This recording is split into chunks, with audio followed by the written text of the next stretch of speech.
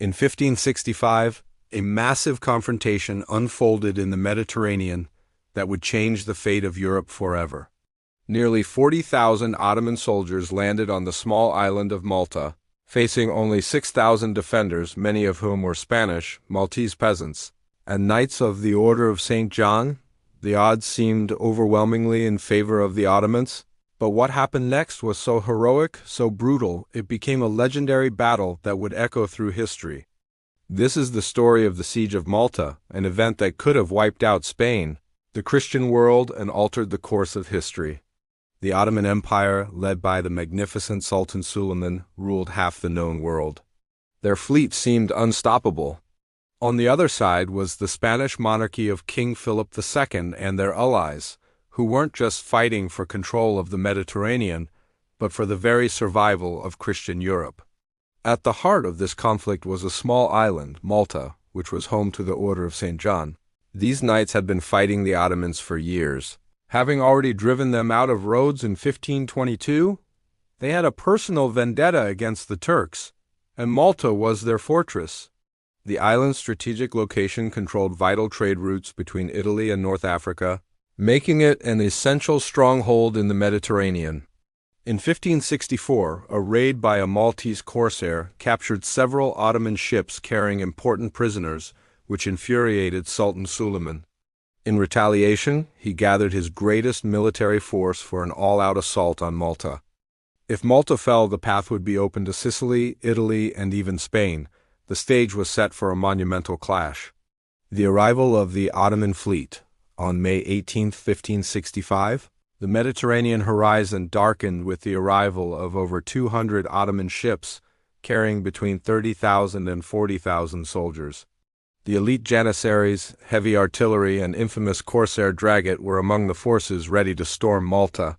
Facing them were just 6,000 defenders, 500 knights, Spanish soldiers, and thousands of Maltese militia, armed with whatever they could find.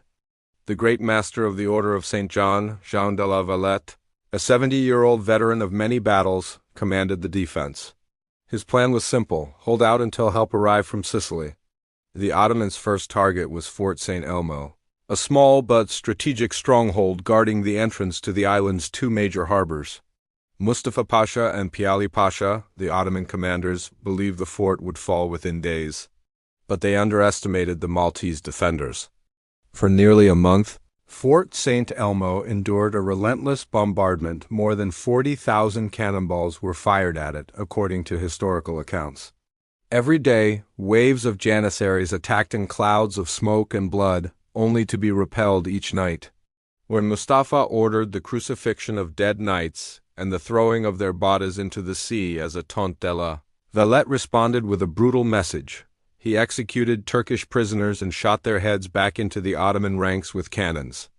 The defenders, many of them Spanish, knew they were doomed but fought on with unyielding courage.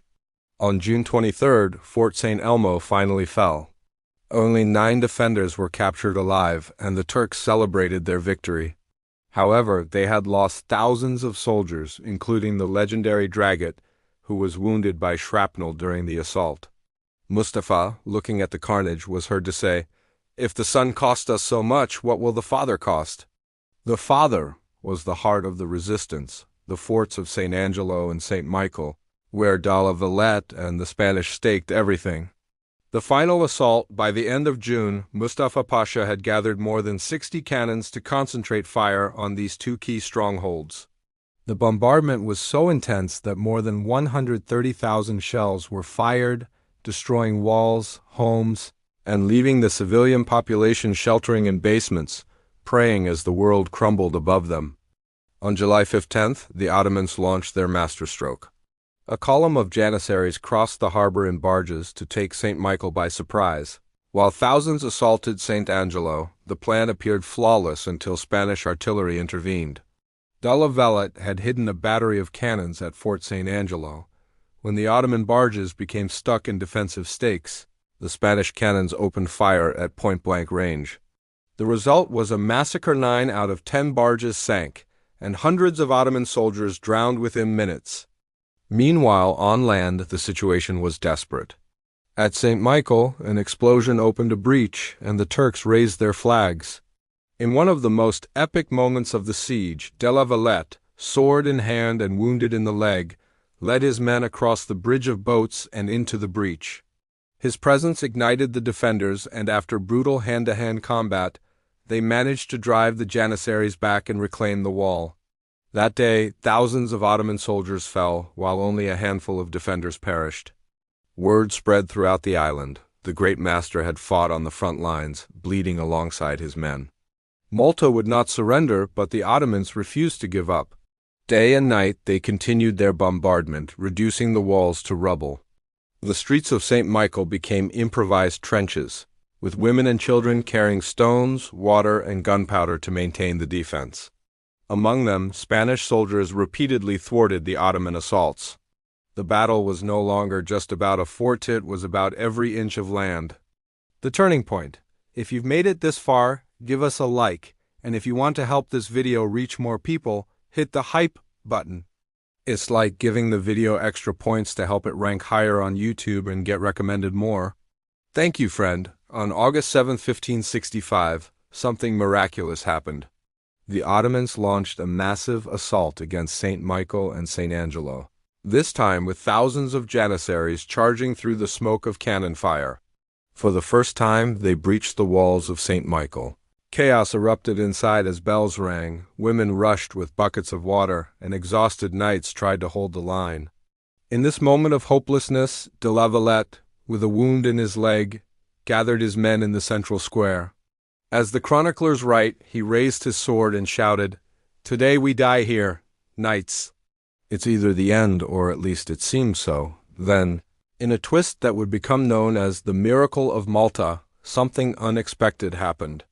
Several miles away in the city of Medina, an Italian knight serving Spain, Vincenzo Anastagi, led a small cavalry charge directly into the Ottoman camp. Despite being outnumbered, this charge caused devastating confusion. The Ottomans thought reinforcements had finally arrived from Sicily. Panic spread rapidly, and Mustafa, fearing he would be trapped, ordered a retreat. In St. Michael, the defenders couldn't believe their eyes. The Janissaries, who had just raised their flags inside the city, were retreating. The bells rang out again, this time in victory. Malta had survived what many had called the final judgment day, but Malta was on the brink. Only 600 men remained to defend it. They fought with Spanish gunpowder, miracles, and sheer willpower. But on September 7, 1565, what they had been waiting for arrived: the Spanish relief force.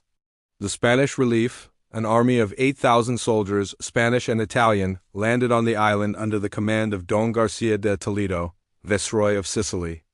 With them were some of the best veterans from the Spanish monarchy, men who would later shine at the Battle of Lepanto and in battles across the seas.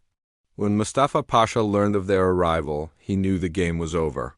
He attempted one last stand in open field, but his troops were exhausted, starving, and decimated. On September 8th, the feast of the Nativity of the Virgin, he ordered the siege to be lifted.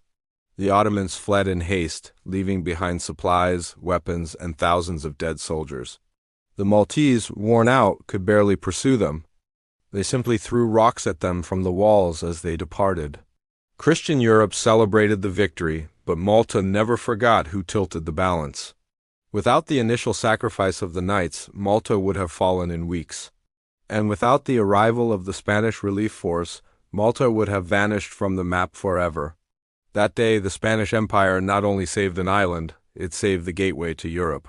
If you enjoyed this video, give it a like, and let us know what you think of the battle in the comments.